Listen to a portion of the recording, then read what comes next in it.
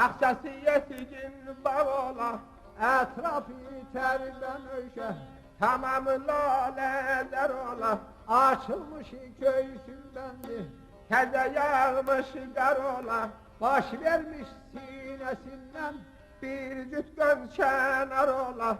nar yetişir dermelidir, Kaşı gözü sürmelidir, ligabı gürmelidir, açık yüzünü görmelidir. üzül alele bir kaymak, Hiç olar mı ondan doymak? ben gelmişem neşem oymak, Bu Mısır'da bir yar ola, bu Mısır'da bir yar ola.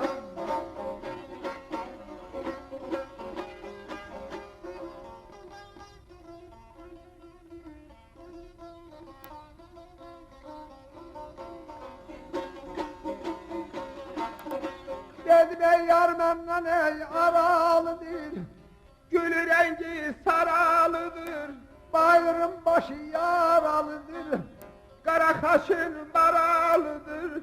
maral kaçar dağ dalına, Arılar işler balına, gümüş bilezik koluna, hana yakındır eline.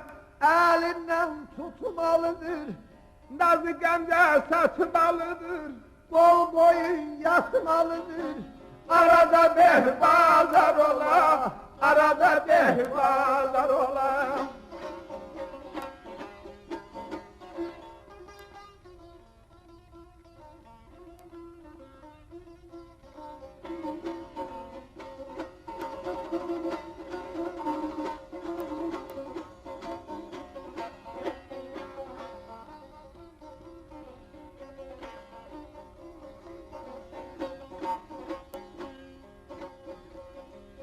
dedim ey pazarından ergen şeker gelir, gel ayağını al, Musa'nam ayağını al.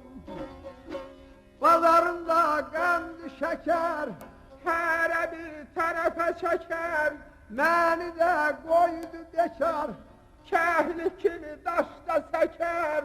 kehlik gezer başa çalar, Sürmesini kaşa çalar, çalmasını başa çalar, düğmesini döşe çalar. döşünün nuberini, Herkes de derse barını, kırma yüreğimin terini, şairin evinin ahır sözü budur ki itibar